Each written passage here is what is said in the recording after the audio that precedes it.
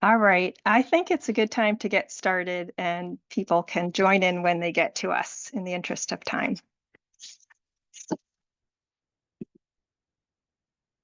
So, hi everybody, welcome to today's live stream, Empowering Communities to Support Migratory Fish Restoration.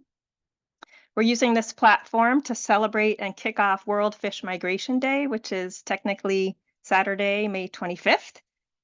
This is a biannual worldwide event that you'll hear a little more about later in the program. My name is Stacy Leonard. I'm the events manager here at the Connecticut River Conservancy and really excited to see you all today. I'm joined by Aliki Fornier, who's CRC's Ecology project manager, and two special guests that I'll introduce in a moment. And all will shed light on the vital role of migratory fish and hopefully inspire you to join their restoration efforts. Our first speaker will be Bill McDavitt. He's an environmental specialist with Integrated Statistics Incorporated and working under a contract with NOAA Fisheries, the National Oceanic and Atmospheric Administration. He works closely with both the U.S. and Mass Fish and Wildlife staff on relicensing of the Turners Falls and Northfield Mountain hydro facilities, of which CRC has been a very integral part as well. Our second guest is Dr. Jill Devito, an ecologist, educator, and content creator, as well as an enthusiastic CRC community scientist who has done a lot of work with our sea lamprey nest surveys, and she'll tell you more about that when it's her turn to go. So before we go on, I just share our usual housekeeping. We really value your questions and ask you to put them in the chat so we can get to them at the end of the program. And we've tried to save a good 10 or 15 minutes for Q&A and do our best to get to all of them. We are recording this episode, so you can view it later on our YouTube channel and all of our past live stream episodes as well. I want to also share we have one more live stream planned for this season. It's on June 12th, and it's called Paddling in Paradise, Navigating the Waters of the Connecticut River. So that'll be an exciting time to hear from folks who have paddled the entire Connecticut River. Finally, I'll send out an email later today with links to everything I just said, plus how to contact our presenters and stay in touch with CRC. So I'm going to start by turning this over to Aliki to give us some context on the day, and then we'll hear from our guests. So thank you all for being here. Thank you, Stacy, and thank you everyone for joining us today to talk about migratory fish. So throughout the week, the entire world is celebrating migratory fish species, their safe passage upstream, and the need for their conservation. An event that truly brings us together to make a big fuss about these important species and what we can do to improve their migration. Fish migrate from ocean to rivers or vice versa to spawn, reproduce, and in turn bring a multitude of benefits to our local environment. They bring new nutrients to the food chain after a long winter. They create new life to sustain the complex systems of our planet. And because everything is connected, they come and they help, and we love them here in the Connecticut River Valley. At CRC, we choose to celebrate by engaging with all of you on the work we do to support migratory fish conservation efforts. We speak up when there are insufficient measures for passing migratory fish over hydropower facilities. And by the way, today is the last day to comment on the Massachusetts hydropower facilities FERC relicensing process. It's a once-in-a-lifetime opportunity to share your thoughts with powerful entities who have a lot of control over our rivers, and anyone from anywhere can speak up. So I fully encourage you to do so. And Stacy will also include some of those resources in the follow-up. We also monitor rivers and streams to find where fish are going and identify rich habitats for preservation and restoration. We restore abandoned habitat by opening river stretches previously inaccessible due to dams. And next slide, please. A project I'm super excited about at the moment is our angler survey work, where for the first time in over a decade, we get to engage with the fishing community, the people that are out there and are seeing everything on a daily basis and may have the most information, the most valuable information that we haven't really gotten from them in a long time. So our CRC staff are out there as we speak to hear from them, understand how they perceive migratory fish restoration, and bring back valuable data on their activities. If you're in southern Massachusetts or northern Connecticut, you may actually see them out there, so don't hesitate to say hi. And now I'd like to pass it on to our fisheries expert, Bill McDavitt. Thanks, Bill. Thanks so much, Aliki. Definitely appreciate it, and glad everyone could make it. So yeah, my name is Bill McDavitt. I'm a contractor, work with integrated statistics, but I'm pretty much I am full-time contractor to NOAA Fisheries. And we've been engaged with the Connecticut River for quite some time. So I just kind of wanted to highlight some of the efforts that we've been involved with, and some of the partnerships that we've worked on with CRC. Next slide, please. So yeah, kind of the three main topics I want to talk about today are relicensing, and Aliki touched on that. As she said, today is the last day to comment on the main stem FERC license projects. Relicensing has taken quite some time. This relicensing kicked off, I think, in 2013. These projects, Northfield Mountain, Turner's Falls, Vernon, Bellows, and Wilder. Those projects had their pads, the pre-application documents were filed back in 2013. So we're a good 11 years into the process. I also just want to touch on the sea lamprey field surveys. Again, Aliki's a rock star. She's been amazing, and we definitely appreciate all the time and effort she's put into that field work, and I'll touch on that. And then finally, I just want to talk about some of the restoration efforts on two very important tributaries to the Connecticut River, the Farmington River and the Oswego River. So next slide, please.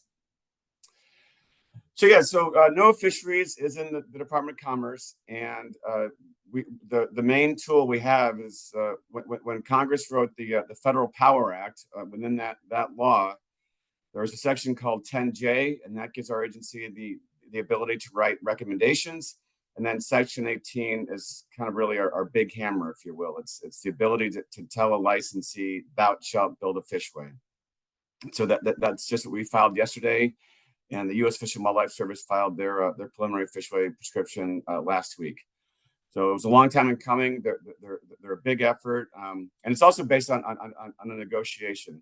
About a year ago, or a little over a year ago, in March of 23, the Fish and Wildlife Service, NOAA Fisheries, Massachusetts Department of Fisheries and Wildlife filed what's called a flow and fish passage settlement agreement. And so after several years of hard-fought negotiations with First Light, we did file that agreement. And so the regulatory paperwork that's just gone in either yesterday or last week for the Fish and Wildlife Service, it really does reflect what we agreed to. So our regulatory requirements, what we're telling, we write to FERC, and then FERC tells the licensee what to do. And that really is, we did our best to be consistent with the terms that we agreed to. So, next slide, please. Okay, so what did we agree to, and what did we prescribe? So again, the 10J, when you see 10J in your mind, just maybe tell yourself that's a recommendation. So we recommended these following aspects to FERC. So we asked for minimum flows below Turner's Falls to be based on naturally routed flow. And you might ask, what is naturally routed flow? Well, it's the flow that the Vernon product releases, plus the water coming out of the Oswego River, plus the water that comes out of the Millers River. So that if you happen to read any of these filings and you see naturally routed flow, just tell yourself it's Vernon flows plus the Millers plus the Oswego. And what we agreed to was 8,800 CFS in April and May, 6,800 CFS in early June, and 5,800 CFS in late June. So the idea there was to try to provide improved habitat conditions for the Connecticut River downstream of the Turner's Falls project. And again, this is what's coming down the bypass and what Station 1 is releasing in the Turner's Falls project. and what the Cabot Station, the main, the big, that primary powerhouse, what that's releasing.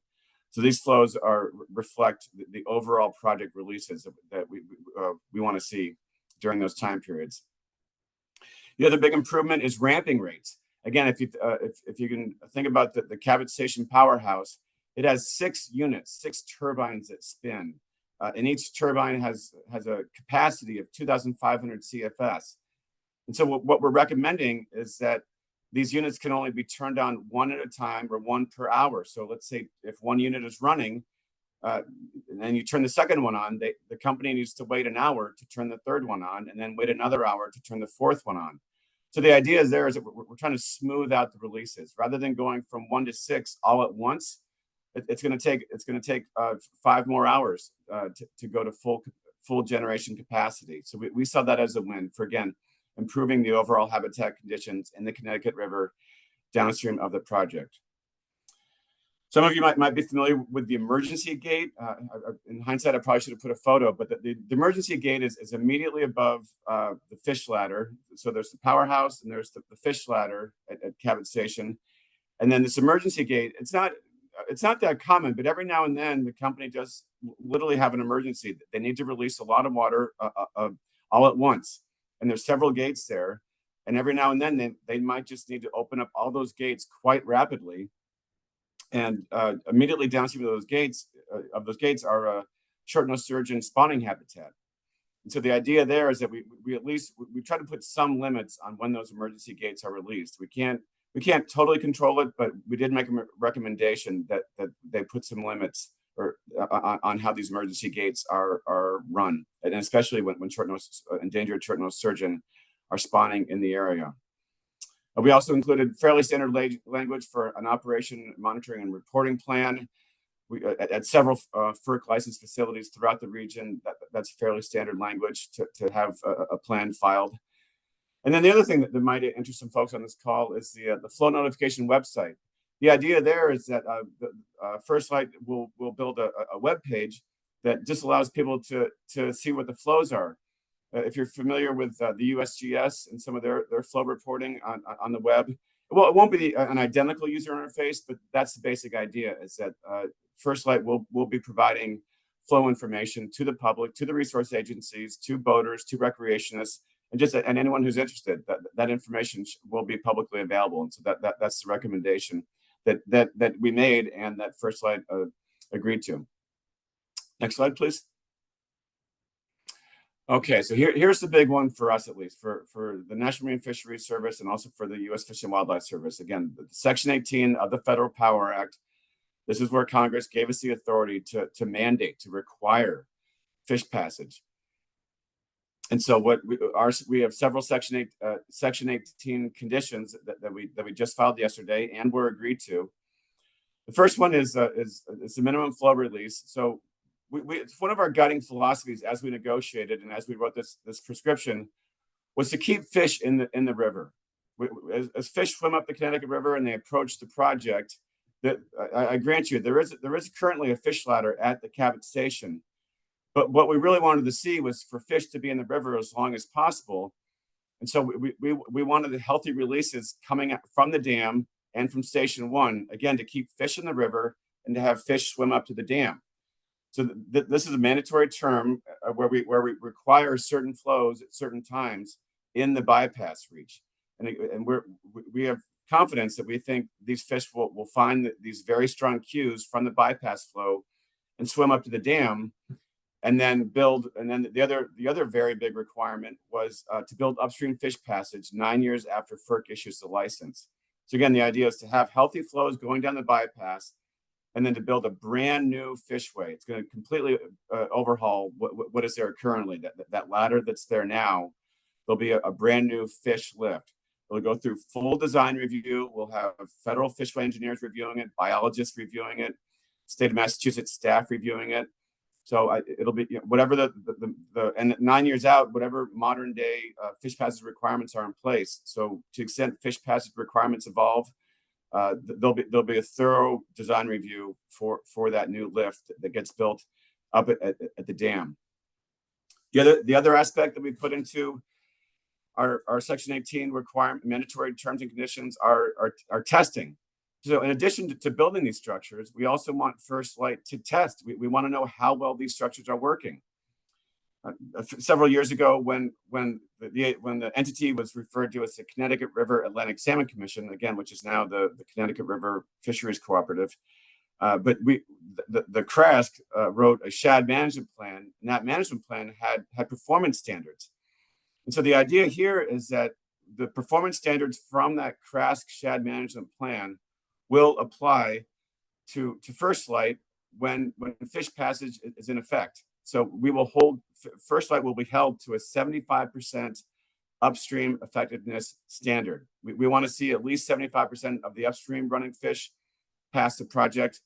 And when it comes to downstream, we want to see 95% of the down running fish survive as well.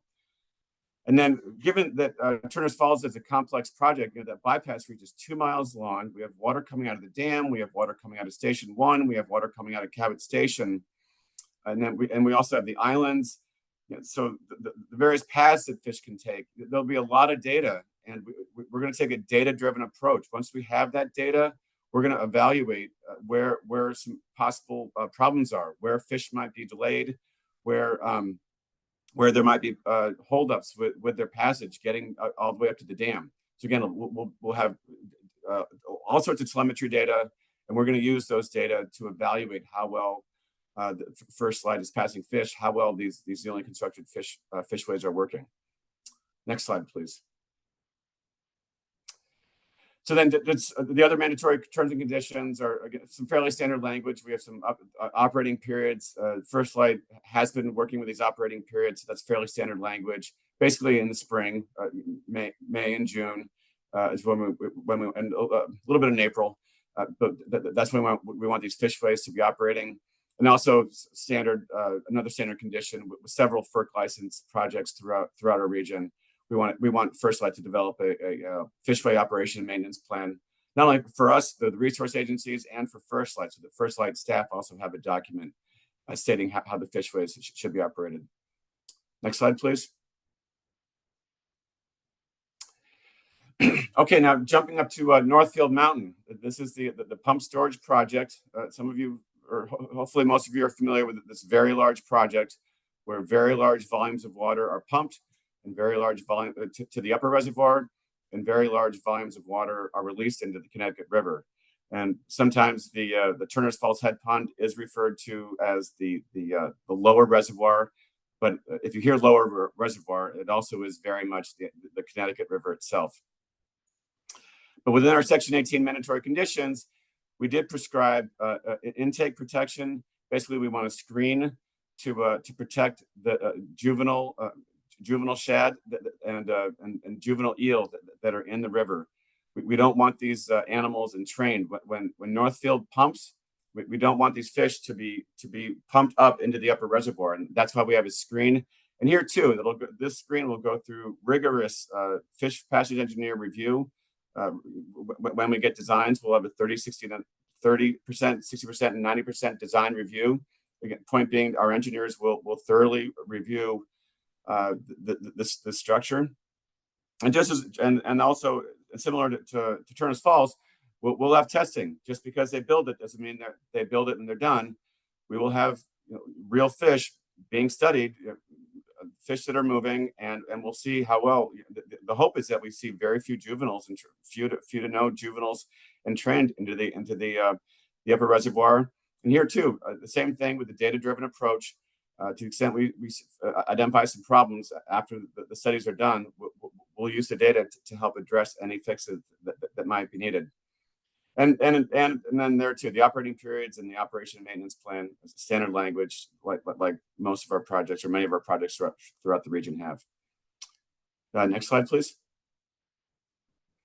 Okay, so now it's time to shout out and give CRC some love, because this is work that CRC has led. And again, Aliki's taken a major role and has done some fantastic work, not only with CRC, but also coordinating with state and federal agencies all up and down the river. So Vermont has done, state of Vermont, state of New Hampshire, Mass, and Connecticut. Those fisheries biologists have gone out and collected some data. And then, of course, Aliki and the wonderful volunteer staff. If any of you are volunteers and have been out with Aliki, thank you. It's wonderful data, helpful data, and it really helps all of us. And the two types of surveys that are done are the sea lamprey nest surveys. And I saw that some of you said that sea lampreys were your favorite migratory fish, and they really are cool fish. And the nests that sea lampreys make are really amazing. And to use a bit of a hoity-toity word, they do some good biogeomorphic work. It's amazing what these animals do to the channel substrate, how they condition the rocks in the channel and all that substrate and the sediment.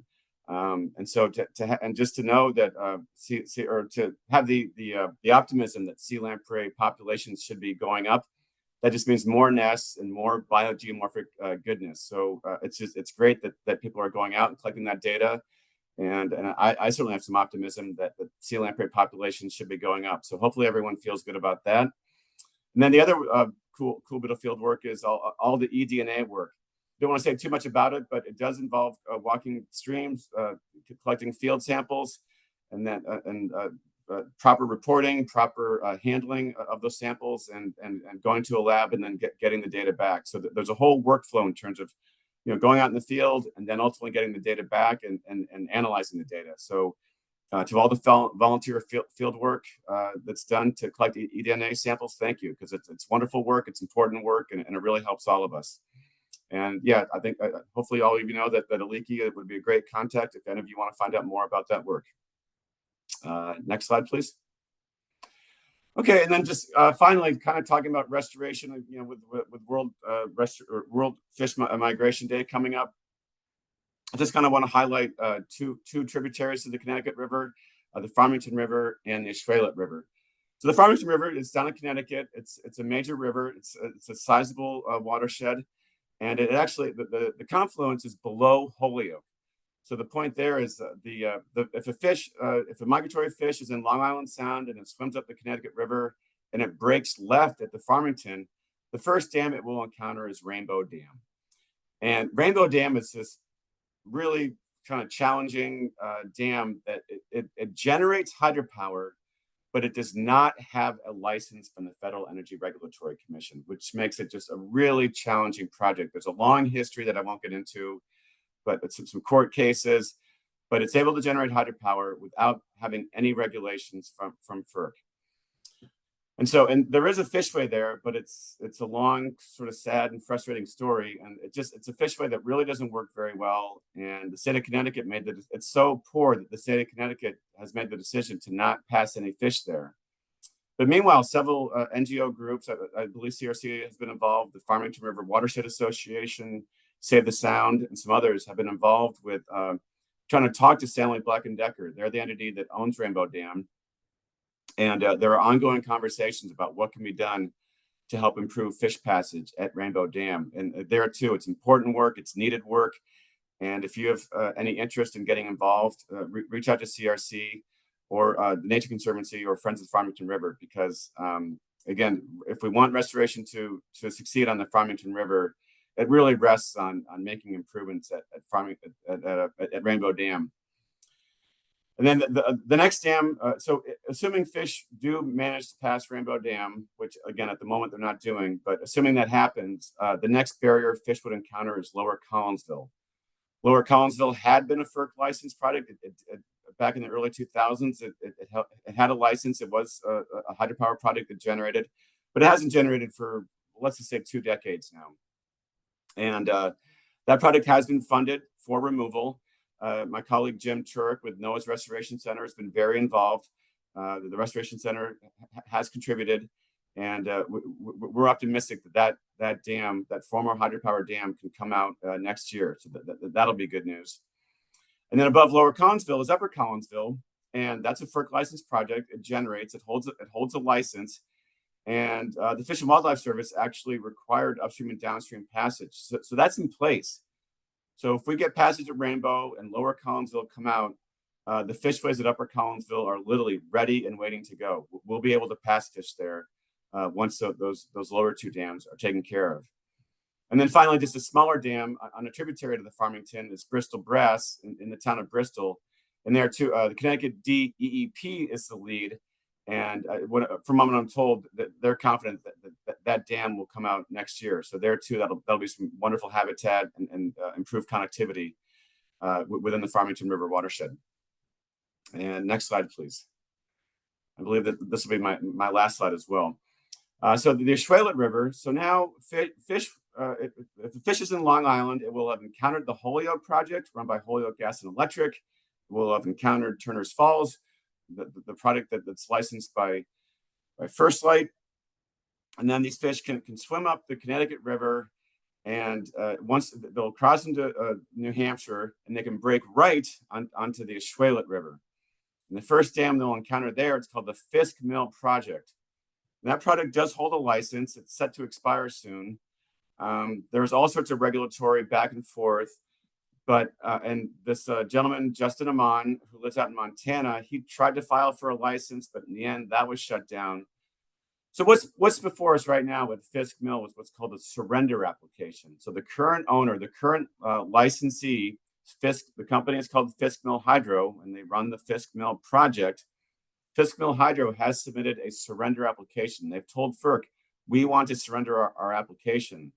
So the ball is in FERC's court. FERC has this application, and we're literally just waiting on FERC to make some sort of ruling, to notice, to acknowledge that this application is in, and then for us to proceed with the surrender application process. And then above Fisk Mill are two projects called Oceanic Paper and Lower Robinson.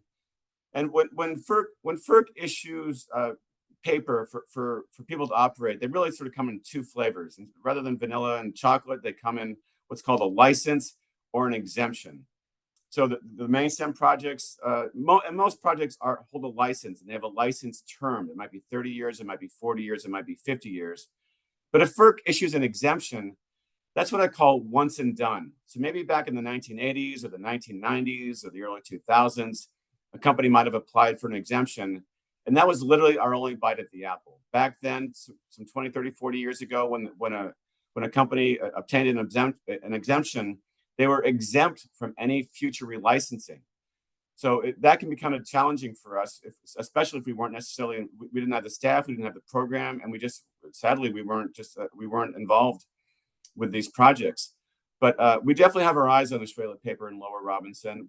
We have some confidence that Fisk Mill will be removed thanks to the efforts of the Nature Conservancy. So shout out to them and all their fantastic work to purchase that and to move forward with dam removal at Fisk Mill. So that, again, that'll leave Oceanic Paper and Lower Robinson. And the regulatory agencies will have some work there. But we're confident we can either get, there's a chance we might be able to get fish dam removal, no guarantees, that we're in early stages. But we definitely want to talk to the owner, who, again, the same Mr. Justin Amon out in Montana. But we're hopeful, fingers crossed, we can work with him and find a path forward to get improved fish passage at those two projects, because currently there is no upstream fish passage. So that's kind of what's next, what the agencies will be focused on. But we definitely have some confidence about improved populations, improved passage, and improved access to wonderful habitat on the Farmington River and the Oceanic River. And if any of you have questions about anything I've talked about, I'm happy to answer them. And with that, I will hand our talk over to our next speaker, Jill Devito. Thanks very much. Thank you very much for the opportunity to participate.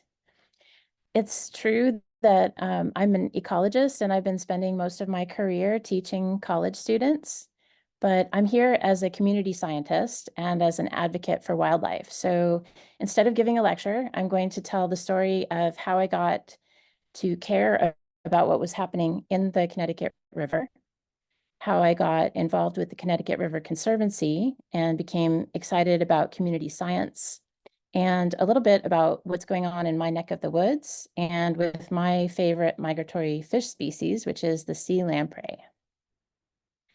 So I actually went to high school in Middletown, Connecticut, and I wish, in hindsight, that I had known more about the Connecticut River and what was going on in it at that time. I appreciated it as a feature of the landscape, but I didn't really know it.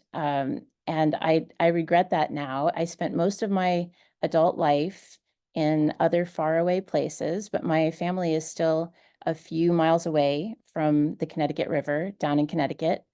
And 2 years ago, my partner and I moved from Texas to southeastern Vermont, where we are very in tune with the local wildlife. We're actually building an off-grid home in the woods. And part of the reason we came here was to plug into local wildlife and people who care about local wildlife. So next slide, please.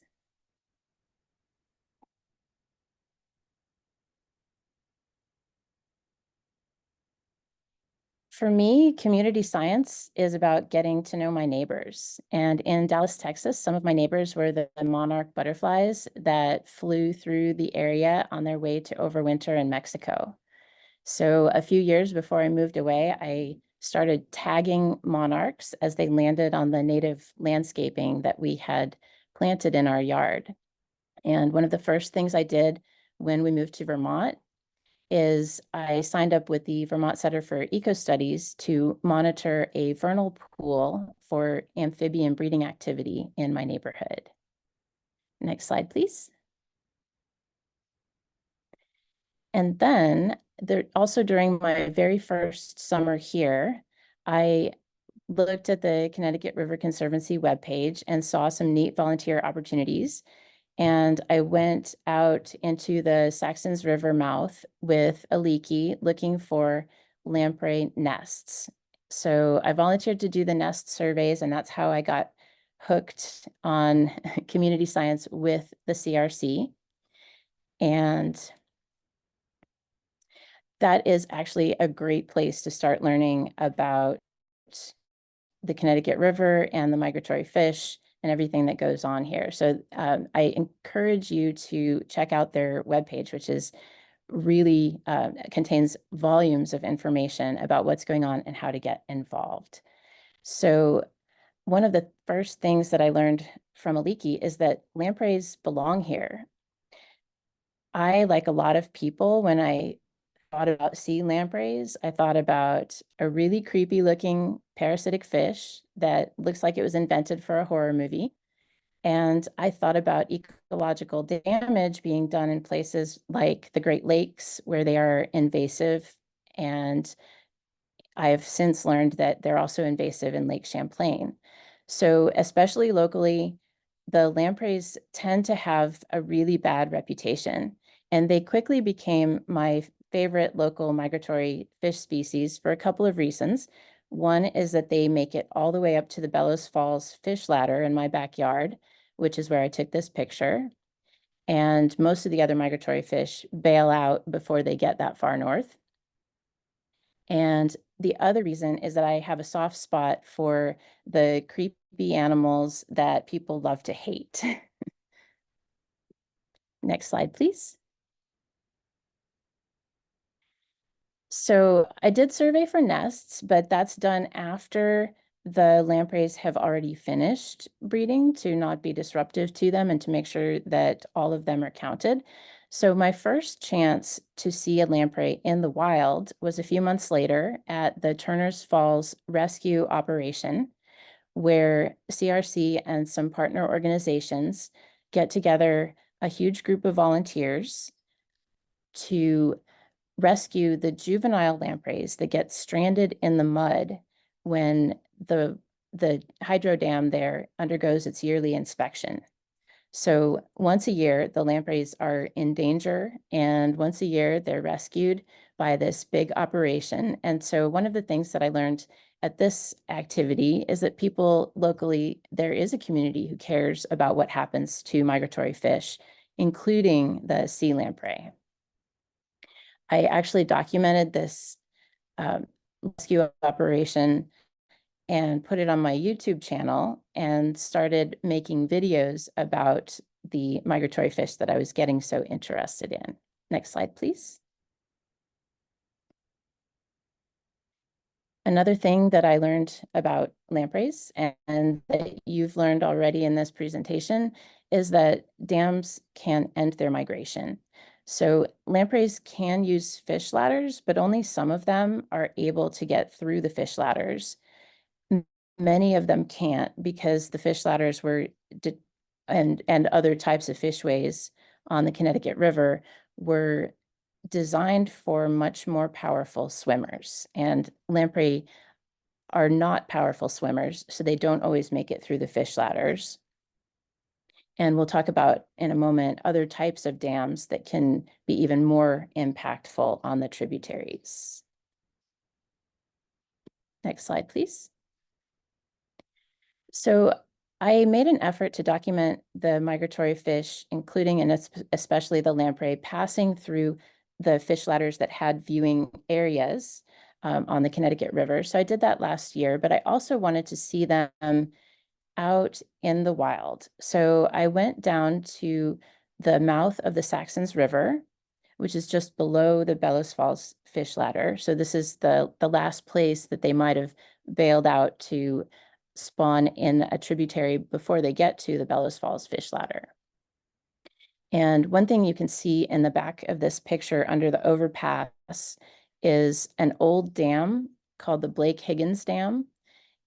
It's not serving any purpose at the current time. It's long abandoned, and it is not useful for anyone economically or otherwise, but it's still blocking the passage of fish.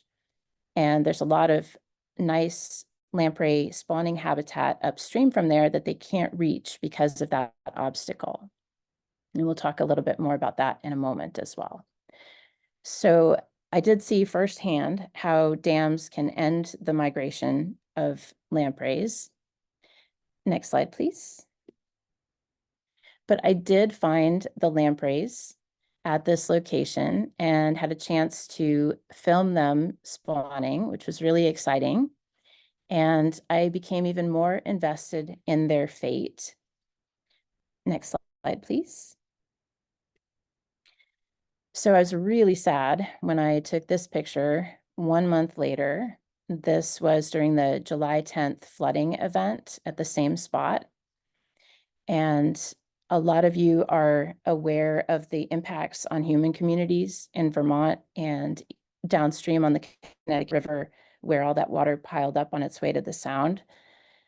But I've also started looking at it from a lamprey's point of view. If you're a migratory fish and you're spawning in the tributaries of the Connecticut River, this kind of flood can really be devastating. And there's some hope that the lamprey larvae might have hatched out already by the time the flood came along if they spawned early enough.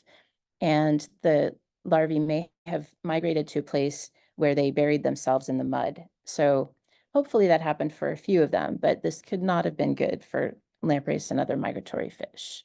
And of course, these events are becoming more frequent with climate change. Next slide, please.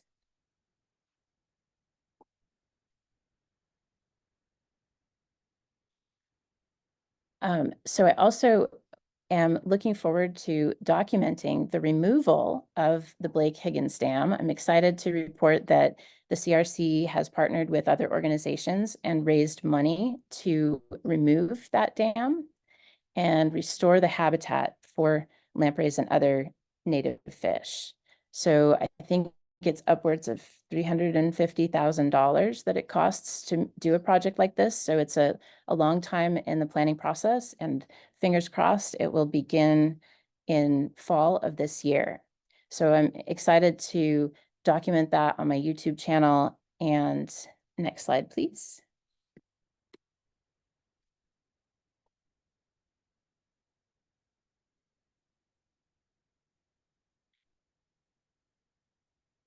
And eventually, I hope to document the return of the sea lampreys to their native historical spawning habitat. This is a picture of my local swimming hole in the Saxons River. It's a couple of miles upstream from the last photo. I will be watching for the lampreys each year after the dam is removed. And I want to close the presentation by explaining why I'm not worried about the lampreys entering my local swimming hole. I've heard locals say that they don't actually swim in the river until after the lampreys have spawned. And I'm sure there are some people locally who are horrified at the thought that a dam would be removed and the lampreys would come further up the river to their local swimming hole. But when the lampreys are spawning at the end of their life cycle, they are using the last of their energy reserves, and they have stopped eating long since. They don't eat anything at that point, much less humans. And they are not interested at all in human activity. They are just going to look for an appropriate place to make a nest, lay their eggs, fertilize their eggs, and die. And at that point, they will provide food for other organisms. They will fertilize the river with the nutrients from their decomposing remains. And their larvae are going to disperse from the nest, find a much muddier place where they can bury themselves and filter feed on plankton. So they will filter the water, helping to clean it. They'll be part of the food chain, feeding larger organisms. They'll eventually, in a few years, grow a little sucker mouth and hitch a ride on a native fish on it, hopefully a migratory fish on its way to Long Island Sound, where they will become parasitic, feed on fish, not swimmers. And a few years later, at the end of their lives, they'll come back and do it all over again. But at the whole time that they are in the freshwater system, at the end and the beginning of their lives, they're not parasitic and they're not harmful to humans. So in the meantime, while I'm waiting for them to come to my local swimming hole, I am hoping that I can help my human neighbors appreciate the lampreys and be a little bit less afraid of them.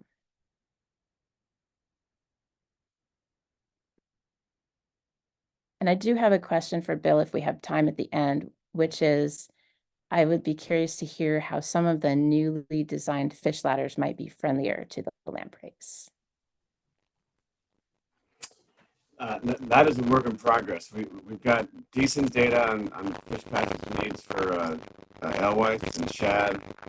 We've got some specialized fishways for eel. I think I've heard of one, possibly two fishways that were dedicated or specific to sea lamprey. So I'd say we're in the early stages of trying to make fishways that are specific for sea lamprey. It requires data, it requires time, it requires patience, but I think over time we will start to see more fishways that take into account the specific needs, the specific morphology that sea lamprey have.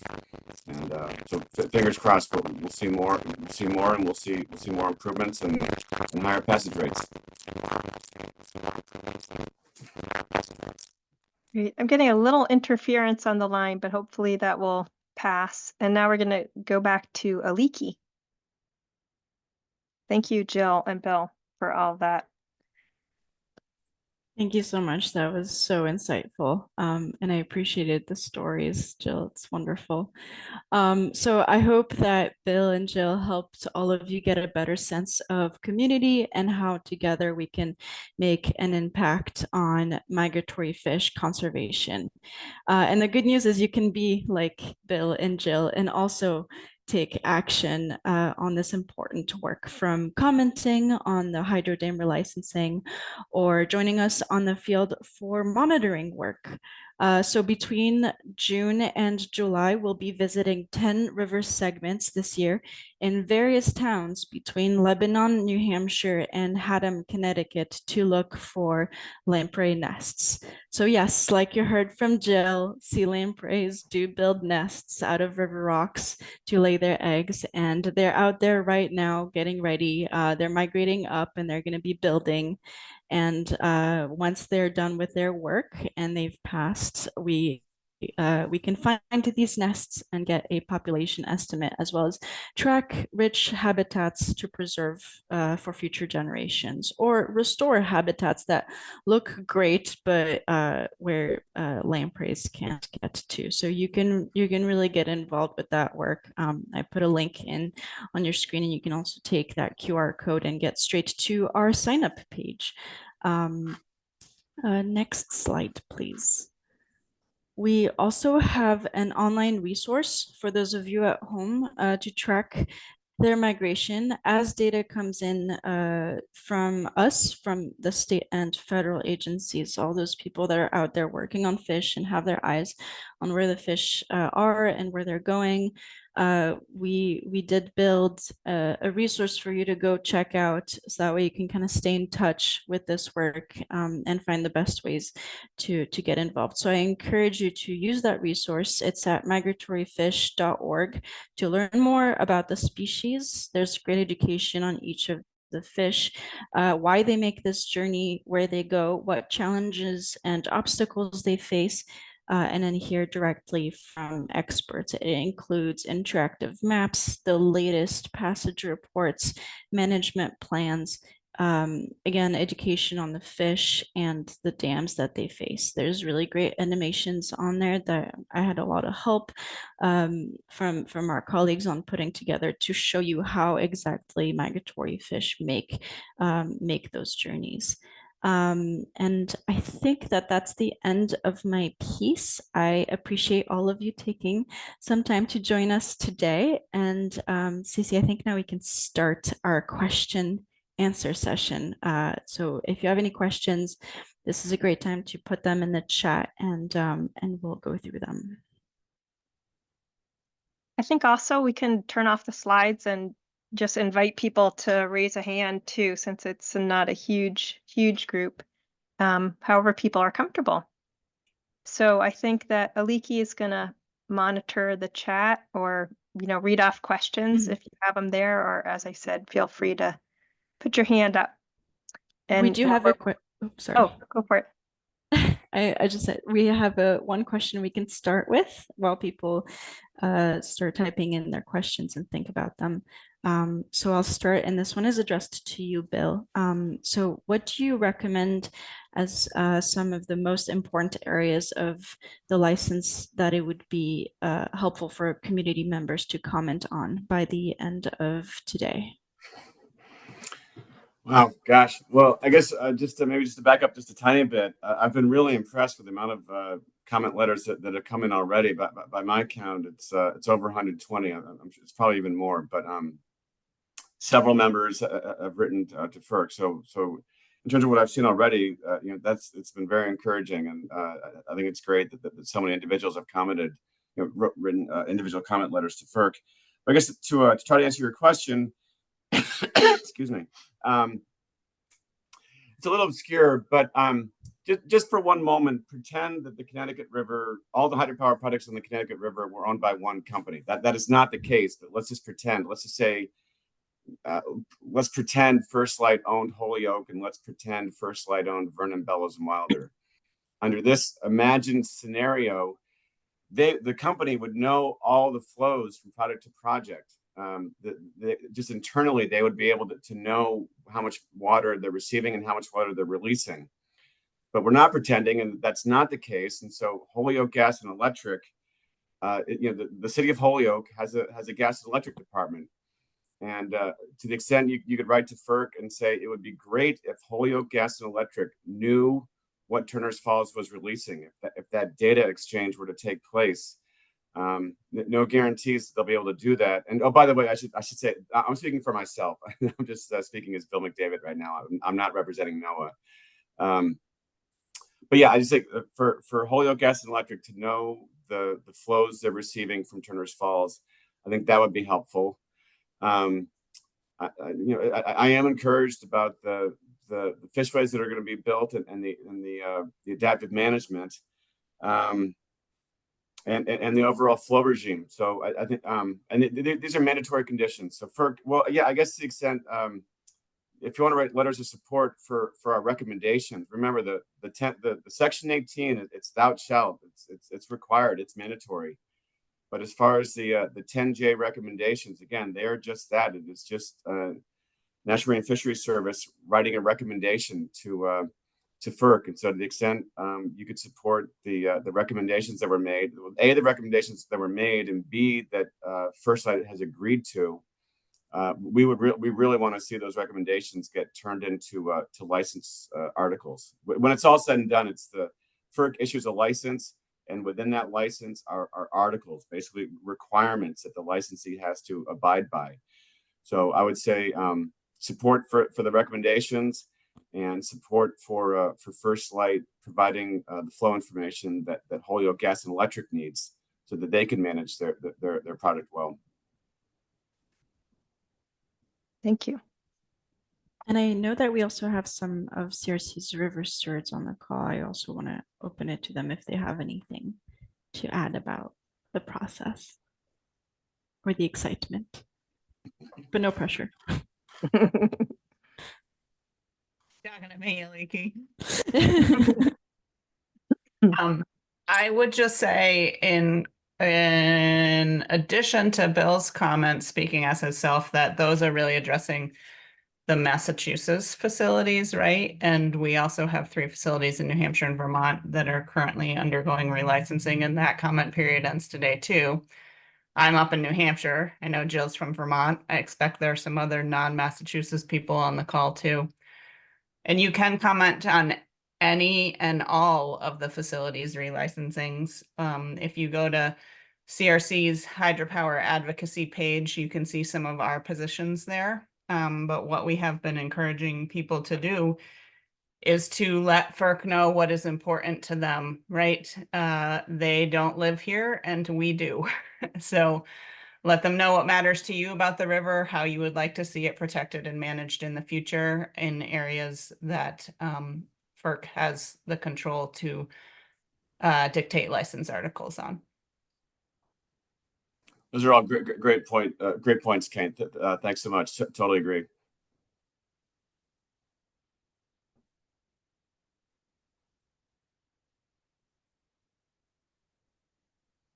Other questions for either of our presenters or all 3? I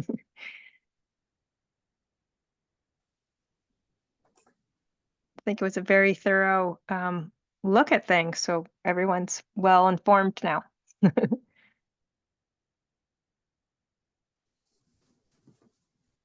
Okay.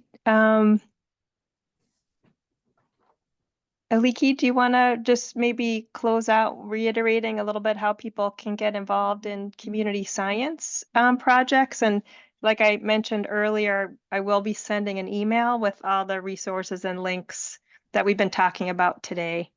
And maybe we'll be able to also make a PDF of this slideshow so people can see those recommendations and such with and share that along as well. Yeah, thank you, Stacey. I think those resources will be very helpful for everyone. But yes, like I said, we have upcoming sea lamprey nest surveys across the watershed. They're happening in all states and all watershed states. So there might be one near you, and one of the links that Stacey will send will take you right to registry. The sign up for those events. So I encourage you to come out. I'll be leading the surveys with various of our staff members. Kate will be with me in New Hampshire. We'll have Vermont Fish and Wildlife staff with us in Vermont. I'll be with Rhea in Connecticut, so you'll get to see some of our team. And it's a very exciting time to be out and kind of seeing how our rivers come to life with this migration season. And then I will also note we Jill and I think Bill also mentioned a bit about the drawdown in Turner's Falls. The canal in Turner's Falls gets emptied every September, and they have set their dates for 2024. So we plan on being back out there September. I think one of the last weeks of September to collect lampreys, amicetes, the juvenile lampreys that get stranded from the drawdown. It's a really fun activity. We get really muddy and it just feels really satisfying. I know some of you who are here today attended last year and it was a great time, and it's great to see all of you here again today. So those are, the upcoming things that are happening for CRC, and then, to continue celebrating World Fish Migration Day. It's this Saturday, and so we're continuing to celebrate with a tour at the Conti Lab, which I think actually is full, so I don't know if I should mention that, but we hope to have more of those again in the future, tours at the lab where they do a lot of fish passage research. And then we'll be in East Hampton this Saturday with Ken Sprinkle from U.S. Fish and Wildlife Service, a renowned a fisheries expert as well. And he'll be bringing his electrofishing boat and talking about his shad population assessment research. So it's going to be a really informative day, and we'll have some kid activities too. So I encourage you to bring your little ones. And there is a question in chat. Is the prospect of a is a prospect of a shorter license term actually in play? Bill, do you want to take that? I would say the odds of that being, I mean, there's a chance, but I mean, given how much money First Light has spent on this for licensing and how much they're proposing to spend with all these fishways, I can't speak. I can't guarantee it. I can't speak for FERC, but I would just say that I would be surprised if FERC issues something less than 50. But it ultimately is a FERC decision, kind of their policy, their review, their analysis. The ball's in their court to set that license, the length of the license. And I guess I would just, I think the most likely outcome is a 50-year license. Can't guarantee it. Can't speak for FERC, but I just think that's probably what's going to happen. Thank you. And follow-up question to that, is decommissioning being required? Can it be required? It can be required. Again, the odds of it happening here are, I would say, slim to none. One thing we've tried to do is focus on smaller projects, FERC licensed projects that are about 1 megawatt, a little more, a little less, are really kind of some of the most problematic projects we work on. When you get to be a certain size, First Light is staffed. There's actually people there at First Light. There's people, if something breaks, somebody can fix it. If there's people there operating their fishways. When you get to these really small projects like the ones on the Oceanic, there's no guarantee that there's somebody there. If a piece of wood comes into one of these fishways, it might be there for weeks on end. It might be there for the better part of the fish run. Some of the fishway designs are really just outdated or completely inadequate. And as resource agencies, we're really hamstrung and just kind of in a frustrated place to not be able to require these licensees to do more, to do a better job, and to do it quicker. So I would say, so I guess the question about decommissioning, when a project, the recipe in my mind is A, a small hydropower project, and B, migratory fish are present.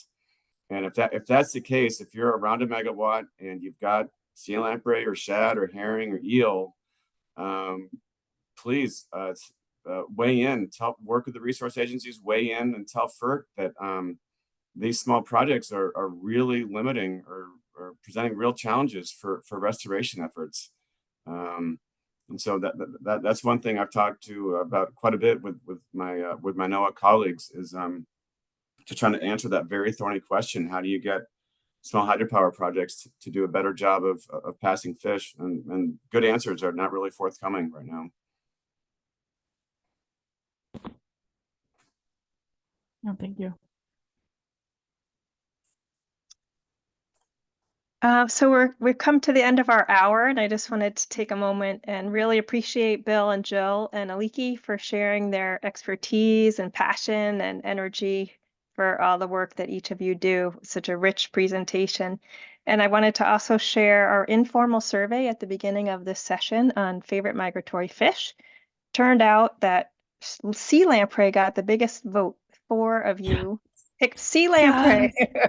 Well, actually, and Jill and Aliki didn't vote, so that would be 6.